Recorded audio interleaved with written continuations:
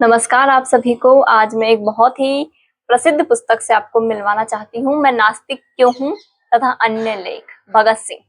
इसमें उन्होंने अपने कुछ पत्र शामिल किए हैं, कभी पिता को, कभी मित्रों को, कभी जज को और कभी पूरी कौम को वो क्या कहना चाहते हैं। और जब ये मैं पुस्तक पढ़ रही थी तो मैंने ये महसूस किया कि उस समय पर भगत सिंह के शब्द चयन, लेखनी कितनी उच्च कोटि की है। उन्होंने जिन शब्दों का चुनाव किया है वो आज के युवाओं के लिए तो असंभव सा ही लगता है। और आप जब इसे सुनेंगे तो आपको ये खुद महसूस होगा। तो एक जो उन्होंने जब बम फेंका था एक असेंबली में तो उनको गिरफ्तार कर लिया गया था। उनको आरोपी ठहराया गया था हत्या के मामले में। तो जब उन्हें अदालत में पेश किया गया वो क्या कहते हैं इस चैप्टर में है, मैं आपको बताती हूँ। इसका नाम है इंकलाम की तलवार विचारों की शान पर तेज होती है, जनवरी 1930। इंकलाम की तलवार विचारों की शान पर तेज होती है, जनवरी 1930। असेंबली बम कांड पर यह अपील भगत सिंह द्वारा जनवरी 1930 में हाई कोर्ट में की गई थी। इसी अपील में ही उनका यह प्रसिद्ध व्यक्तित्व था पिस्तौल और बम इंकलाम नहीं होते। पिस्तौल और बम इंकलाम नहीं लाते, बल्कि इंकलाम की तलवार विचारों की शान पर तेज होती है। और यही चीज थी जिसे हम प्रकट करना चाहते थे। माय लॉर्ड, हम न वकील हैं, न अंग्रेजी विशेषज्ञ और न ही हमारे पास डिग्रियां हैं, इसलिए हमसे शानदार भाषणों की आशा न की जाए। भगत सिंह जी कहते हैं, माय लॉर्ड, न हम वकील हैं, न अंग्रेजी विशेषज्ञ हैं, न ही हमारे पास डिग्रियां हैं, इसलिए हमसे शानदार भाषणों की तो उम्मीद की ही ना जाए, आशा ना की जाए। हमारी प्रार्थना है कि हमारे बयान की भाषा संबंधी त्रुटियों पर ध्यान न देते हुए इसके वास्तविक अर्थ को समझने का प्रयत्न किया जाए। दूसरे तमाम मुद्दों को अपने वकीलों पर छोड़ते हुए मैं स्वयं एक मुद्दे पर अपने विचार प्रकट करूंगा। यह मुद्दा इस मुकदमे में बहुत महत्वपूर्ण है। मुद्दा यह है, ये लाइन बहुत गहरी लगी जिसको मैंने अंडरलाइन भी किया है। मुद्दा यह है कि हमारी नीयत क्या थी। मुद्दा यह है कि हमारी नीयत क्या थी और हम किस हद तक अपराधी हैं विचारणीय यह है कि असेंबली में हमने जो 2 बम फेंके उनमें किसी व्यक्ति को शारीरिक या आर्थिक हानि नहीं हुई। इस दृष्टिकोण से हमें जो सजा दी गई है वह कठोरतम ही नहीं, बदला लेने की भावना से भी दी गई है। यदि दूसरे दृष्टिकोण से देखा जाए तो जब तक अभियुक्त की मनोभावना का पता न लग जाए, उसका असली उद्देश्य का पता न चल जाए, यदि उद्देश्य की पूरी तरह भुला दिया जाए तो किसी के साथ न्याय नहीं हो सकता। अगर उद्देश्य को भुला दिया जाए, नीयत को भुला दिया जाए तो किसी के साथ न्याय नहीं हो सकता, क्योंकि उद्देश्य को नजरे में न रखकर संसार के बड़े बड़े सेनापति भी साधारण हत्यारे नजर आएंगे। सरकार या सरकारी कर वसूल करने वाले अधिकारी चोर जालसाई दिखाई देंगे और न्यायाधीश पर भी कत्ल करने का अभियोग लगेगा। इस तरह सामाजिक व्यवस्था और सभ्यता खून खराबा, चोरी और जालसाजी बनकर रह जाएगी। यदि उद्देश्य की उपेक्षा की जाए तो किसी हुकूमत का क्या अधिकार है कि समाज के व्यक्तियों से न्याय करने को कहे। यदि उद्देश्य की उपेक्षा की जाए तो हर धर्म प्रचारक झूठ का प्रचारक दिखाई देगा और हर एक पैगंबर पर अभियोग लगेगा कि उसने करोड़ों भोले और अनजाने लोगों को गुमराह किया है। यदि उद्देश्य को भुला दिया जाए तो हजरत ईसा मसीह गड़बड़ी फैलाने वाले, शांति को भंग करने वाले और विद्रोह का प्रचार करने वाले दिखाई देंगे और कानून के शब्दों में यह खतरनाक व्यक्तित्व माने जाएंगे। अगर ऐसा हो तो मानना पड़ेगा कि इंसानियत की कुर्बानियां, शहीदों के प्रयत्न सब बेकार रहे और आज भी हम उसी स्थान पर खड़े हैं जहां आज से 20 शताब्दी पहले थे। कानून की दृष्टि से उद्देश्य का प्रश्न खास महत्व रखता है। आगे भगत सिंह जी क्या कहते हैं, माय लॉर्ड, इस दशा में मुझे यह कहने की आज्ञा दी जाए कि जो हुकूमत इन कमीनी हसरतों के आश्रय खोजती है, जो हुकूमत व्यक्ति की कुदरती अधिकार छीनती है, उसे जीवित रहने का कोई अधिकार नहीं है। अगर यह कायम है तो आरजी तौर पर और हजारों बेगुनाहों का खून इनकी गर्दन पर है। यदि कानून उद्देश्य नहीं देखता तो न्याय नहीं हो सकता। यदि कानून उद्देश्य नहीं देखता तो न्याय नहीं हो सकता। नहीं स्थायी शांति स्थापित हो सकती है। आटे में संख्या मिलाना जुर्म नहीं, यदि इसका उद्देश्य चूहों को मारना हो। लेकिन यदि इसका उद्देश्य किसी आदमी को मार दिया जाए या आदमी को मारने का हो तो कत्ल का अपराध बन जाता है। लिहाजा ऐसे कानून को जो युक्ति दलील पर आधारित नहीं है, न्याय के सिद्धांतों के विरुद्ध है, उन्हें समाप्त कर देना चाहिए। ऐसे ही न्याय विरोधी कानूनों के कारण बड़े बड़े श्रेष्ठ बौद्धिक लोगों से बगावत के कार्य बन गए हैं।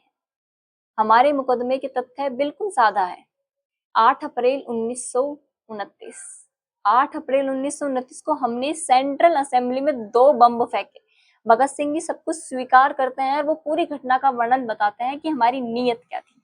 तो यहाँ से वो घटनाक्रम स्टार्ट होता है। 8 अप्रैल 1929 को हमने सेंट्रल असेंबली में 2 बम फेंके। उनके धमाके से चंद लोगों को मामूली खरोंच आई। चैम्बर में हंगामा हुआ। सैकड़ों दर्शक और सदस्य बाहर निकल गए। कुछ देर बाद खामोशी छा गई।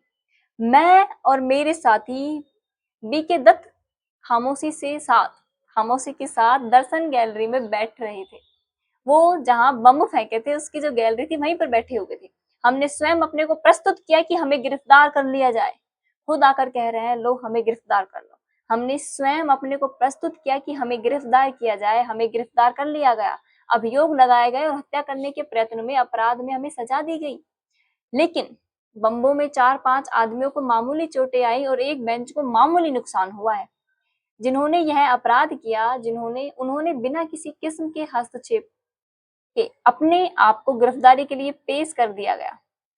भगत सिंह जी कहते हैं हमने ये अपराध किया और हमने किसी हस्तक्षेप के बिना ही खुद को गिरफ्तार कर दिया गया, खुद को पेश कर दिया गया। सेशन जज ने स्वीकार किया कि यदि हम भागना चाहते तो भागने में सफल हो सकते थे।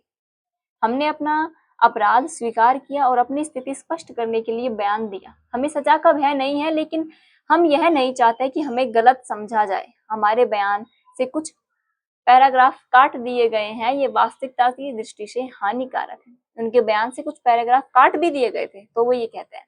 अब आगे क्या कहते हैं?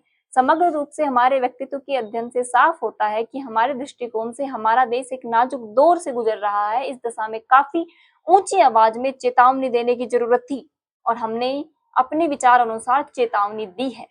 संभव है कि हम गलती पर हों, हमारे सोचने का ढंग जज महोदय के सोचने के ढंग से भिन्न हो, लेकिन इसका यह अर्थ नहीं है कि हमें अपने विचार प्रकट करने की स्वीकृति नहीं दी जाए और गलत बातें हमारे साथ जोड़ दी जाएं। इंकलाब जिंदाबाद और साम्राज्यवाद मुर्दाबाद के संबंध में हमने जो व्याख्या अपने बयान में दी उसे उड़ा दिया गया है, हालांकि यह हमारे उद्देश्य का खास भाग है। इंकलाब जिंदाबाद से हमारा वह उद्देश्य नहीं था जो आमतौर पर गलत अर्थ में समझा जाता है। पिस्तौल और बम इंकलाब नहीं लाते, बल्कि इंकलाब की तलवार विचारों की शान से तेज होती है और यही चीज थी जिसे हम प्रकट करना चाहते थे। हमारे इंकलाब का अर्थ पूंजीवादी युद्धों की मुसीबतों का अंत करना था। मुख्य उद्देश्य और उसे प्राप्त करने की प्रक्रिया समझे बिना किसी के संबंध में निर्णय देना उचित नहीं। गलत बातें हमारे साथ जोड़ना साफ अन्याय है। इसकी चेतावनी देना बहुत आवश्यक था। जो उन्होंने बम फेंका उसके बारे में कहते हैं, इसकी चेतावनी देना बहुत आवश्यक था। बेचैनी रोज रोज बढ़ रही थी। यदि उचित इलाज न किया गया तो रोग खतरनाक रूप ले लेता। कोई भी मानवीय शक्ति इसकी रोकथाम न कर सकेगी। अब हमने इस तूफान का रुख बदलने के लिए यह कार्रवाई की। हम इतिहास के गंभीर अध्येता हैं। हमारा विश्वास है कि यदि सत्ताधारी शक्तियां ठीक समय पर सही कार्रवाई करती तो फ्रांस और रूस की खूनी क्रांतियां न बरस पड़ती। दुनिया की कई बड़ी बड़ी हुकूमतें विचारों के तूफान को रोकते हुए खून खराबे के वातावरण में डूब गई। सत्ताधारी लोग परिस्थितियों के प्रभाव को बदल सकते हैं। हम पहले चेतावनी देना चाहते थे। यदि हम कुछ व्यक्तियों की हत्या करने के इच्छुक होते तो हम अपने मुख्य उद्देश्य में विफल हो जाते। माय लॉर्ड, इस नियत और उद्देश्यों को दृष्टि में रखते हुए हमने कार्रवाई की और इस कार्रवाई के परिणाम हमारे बयान का समर्थन करते हैं। एक और नुक्ता स्पष्ट करना आवश्यक है।